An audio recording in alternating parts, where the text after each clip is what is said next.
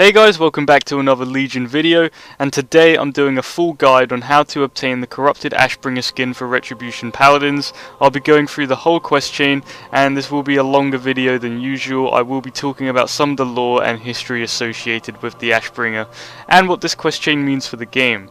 So, the first thing you want to do is head to Ultric Valley and obtain Nat Pagel's Guide to Extreme Angling. Now, when you kill players in Ultric Valley, you can loot the corpses. Once you loot the corpse, you have a small chance of obtaining this book as a reward. Now, in patch 1.5 of Vanilla WoW, Battlegrounds were introduced along with Ultric Valley, and this is when this book first started dropping, and this was a time when players were hunting down clues to the Ashbringer, but they were always met with dead ends as it was not implemented into the game, but players were hunting it down regardless. Now, at the end of the Battleground, I was actually rewarded Nat Pagel's Guide for winning the BG, so this might be the case for all you Paladins for your first time win, so be sure to check that out. If not, you can always buy it on the auction house. It, at its current state, is worth about 3,000 gold on my server, so you could always buy it if you do not want to jump in and do some PvP. Now, the next book we need actually drops from Dire Maul, so you want to head to the east side of Dire Maul as it is split into 3 different sort of quarters of the dungeon. I believe this is the Warpwood quarter, and you want to hop in, and what we're going to be after is a thoroughly read copy of Nat Pagel's Guide to Extreme Angling. Now, I've sped this up because it actually has different spawn locations, and if none spawn, you can always head out, reset the dungeon, and run back in. I would advise doing this on a class that is a lot quicker than a paladin, because this book is actually bind on equip, so you can actually sell it or buy it from the auction house or farm it on an alt. So a demon hunter is highly recommended for this, but I just ran it on my paladin because I was already here.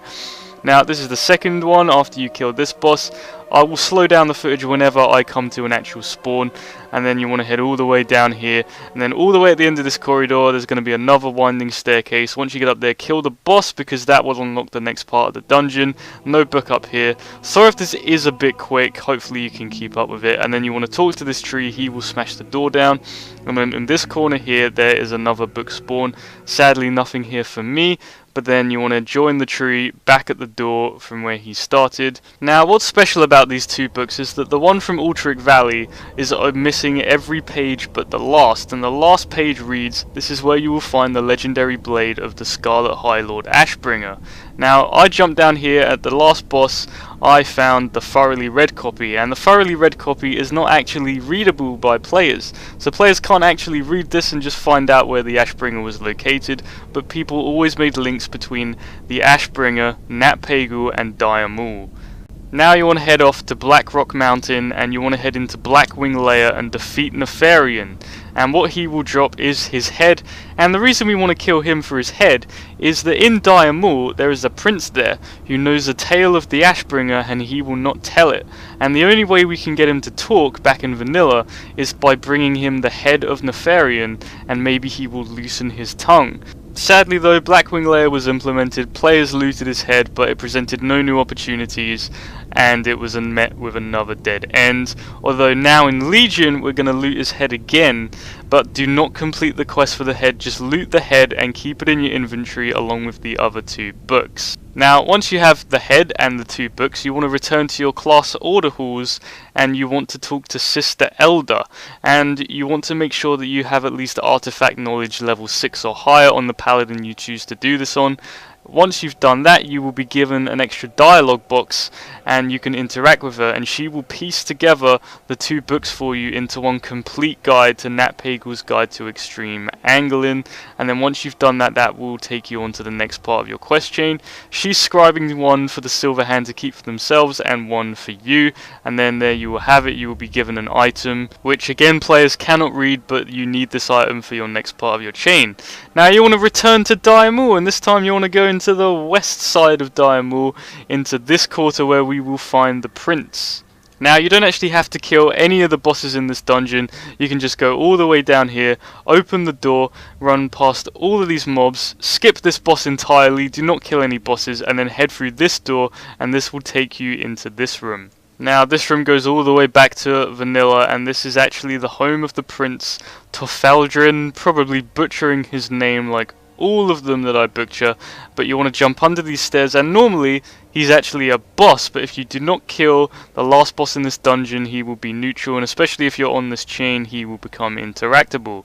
Now, he is told to have a tale of the Ashbringer that he has not been sharing for the entire length that the game has been out, until now. So players now finally have the option to exchange stories with the prince. You tell him about Nefarian and offer him his head, and in exchange he will tell you about the book and how to find the Ashbringer. Now, he's not an idiot, he can see that you already have the Ashbringer on your back, so he will offer you to tell you the story anyway, and he mentions a dwarf that sought him out, but because she wasn't carrying anything of value or a story, that he did not offer to tell her. Now, the location of this dwarf is actually Chillwind Camp, and her name is Alexa Ironknife, and for the Horde there is a Tauren in the Bulwark called Baldu Sharpeye, and he is the equivalent of her. Now, both these NPCs still have the same dialogue that they had in Vanilla WoW, which talks about a mage building powerful weapons for the Scarlet Crusade, and it was rumoured that this mage would still exist in Western Plaguelands to guide players towards the Ashbringer. But she has no more information and tells you to go and seek out the Crusaders that killed the mage a long time ago. And this takes us to Halfglen, which is very different in Cataclysm than it was in Vanilla, but you want to head into the town hall here, which now belongs to the Argent Crusade. In Halfglen there's the map there, just so you can see exactly where Halfglen is.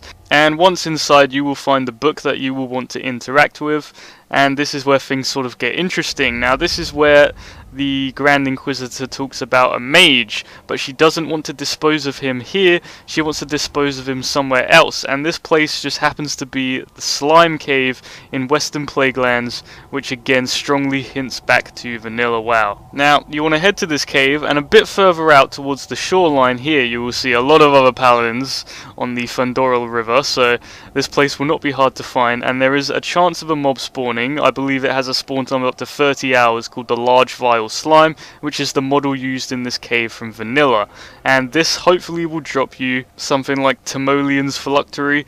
I'm probably butchering that again, but it belonged to the Dead Mage, and this was actually an item in Vanilla as well, but now it's been updated for Legion. Now, the reason this got so much attention in Vanilla is because the slimes use such spells like Arcane, and that belongs to a mage, and combined with this item, it was suspected that this was actually the place where the mage had died. And here is the mage in question that you will be interacting with. Now, he talks about a holy relic, which is actually the crystal inside the Ashbringer, and he talks about how he created an unholy counterpart to that, which is used to fight the Scourge, in a way using fire to fight fire. But before this mage could combine the Dark Crystal with the Ashbringer, he was hunted down and killed, and he put his soul into this sort of item that we found, and he tossed the crystal into the lake beside us, which is sadly the next step in our quest chain. We now actually have to fish up the crystal that he tossed into the lake, and your fishing skill does not make any difference on this, and it's complete RNG, so you could do this in 100 casts or you could go well into the thousands, and this took me quite a while. This actually took me 3,178 casts into this lake before I actually got the crystal to drop. Now, this actually pays homage to players in Vanilla who are actually trying to fish up the Ashbringer in connection to Nat Pagal, but were never met with success. But yep, unless you're very lucky, that is probably the longest and grindiest part of this sort of quest chain. Now, once you have obtained the shard, you want to return to your class order hall and talk to Lord Maxwell, and he will have an extra dialogue option. And you talk about using this Dark Crystal against the Legion. It doesn't sit well with Maxwell because he's worried the crystal might change you, as the corrupted Ashbringer has corrupted and changed High Lords, especially in Paladins, in the past, so you can see why he would be a bit skeptical. But he trusts you, and the only way you can harness its power is to go to the Ebon Blade. And you will get the next quest from him there, and then when you head to Dalaran, you will be given the flight path to fly to the Ebon Hold in Legion. Make sure it's the one in Legion, not the one in Eastern Plaguelands, and then when you land, you will be given sort of a mini scenario where you will talk to the 4 horsemen of the Ebon Blade with Darien Mulgrain included, and they will tap into the power of the crystals safely so that you can harness it for the Ashbringer itself and wield it without becoming corrupted or evil. So once you've cleansed it, you will head back to your class order hall, you will hand in the quest to Lord Maxwell, and there you have it, the Heart of Corruption, and this will give you the artifact skin for the Corrupted Ashbringer, or as its official name is, Corrupted Remembrance. And now I will run through the skin colours with you if you've not already seen them. Now, they seem to always be universal, complete 100 dungeons, 200 world quests, so nothing different there. But the default one we start with is the green one, then we move on to the purple appearance, which is sort of the classic Corrupted Ashbringer's appearance, but very different to how you would remember it. Then for 200 world quests, we have the red appearance, which I think looks pretty cool. And then for the last one, for 1000 PvPers, we have the golden one, which I think does suit a paladin more, but it is a weird mix of corruption of light and dark, so I happen to have to say I do really like the Corrupted Ashbringer look, but part of me just really likes the vanilla version. I can't let that one go. But that's all for this guide. Be sure to subscribe for some more World of Warcraft guides. And again, this was a lot longer of a video. I just really thought this quest chain was very special in the sort of the history of Paladins and the Ashbringer and the lore to the game. But that's all for this video. Thank you very much for watching.